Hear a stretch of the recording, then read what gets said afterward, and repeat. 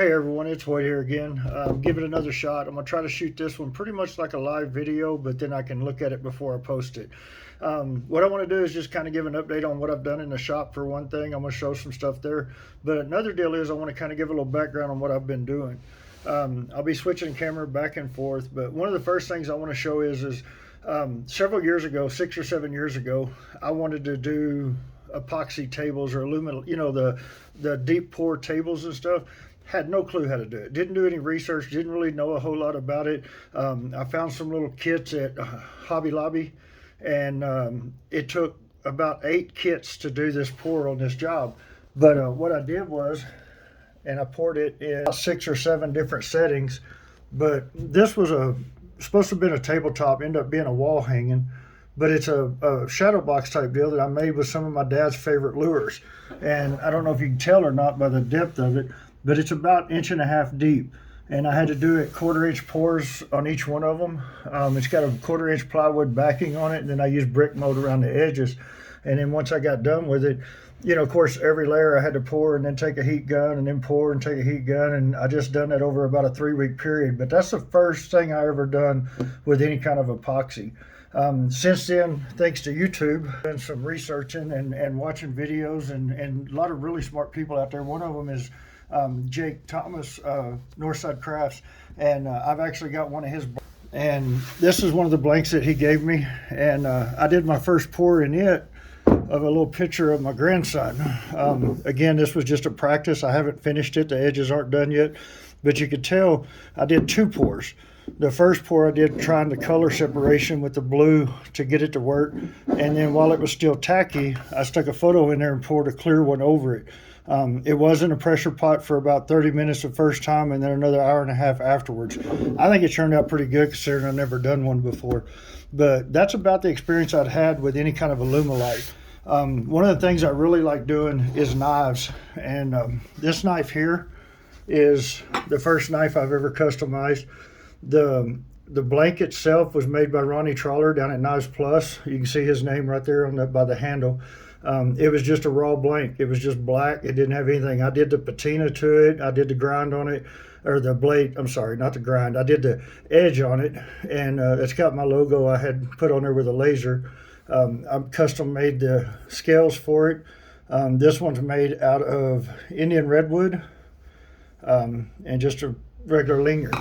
The next one I did, I actually incorporated some Alumilite in it. Again, this is another one of Tronny's blanks that he made for me, carbon steel. And I did a patina with mustard and vinegar is what I did that with. Box elm is what the wood, or box elder is what the wood is. It was stabilized with some green dye. And then this, of course, is some Alumilite or epoxy that's put in the scales. I did order some mosaic pins and put in it. I did all the file work down the back. I did the file work across the top of the blade here. I cut the finger groove into it. By far, it's not perfect, but for the first one I've ever done like that, what I consider a hybrid, I think it turned out fantastic, and I absolutely love this knife. I plan on doing several more like these. I don't buy cheap blanks, so I'm not selling these. I mean, these blanks are costing me over $100, and then I'm making the knives out of those. This other one I wanted to show you, the biggest reason why was because of the patina. The knife itself is a Beckered Kephart knife. And if you're not familiar with that, then you're probably not real familiar with knives, because Kephart and Becker is a knife maker, but Kephart is one of the very first frontiersmen when it comes to knives. And this knife was made after one of he carried. It's actually in a museum, and Becker designed this one. Becker Kephart is what they call it. And I purchased the knife, but I did redo the patina on it. Again, the patina is something that I did add to it. You can kind of still see their logo in there where they had that on there. The reason why I was showing that one is because that's the first leather work I ever did. I made this sheath here, put my initials in it, and a little star on it.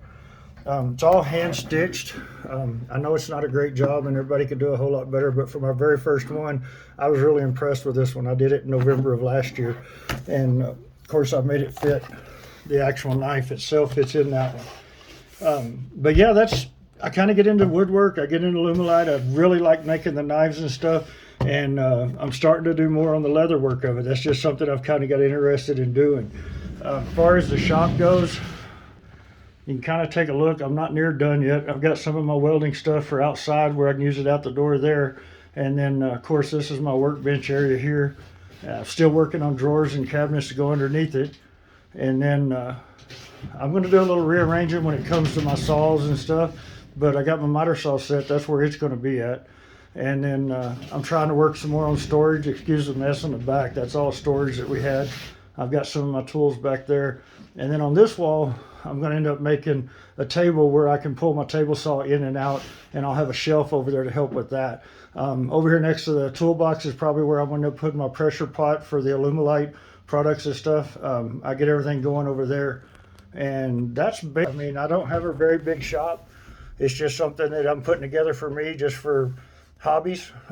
Like I said before, I'm not trying to do this commercially, but I do want to kind of show the progress on some of the things I've done. I've never done that before, so it's a learning process.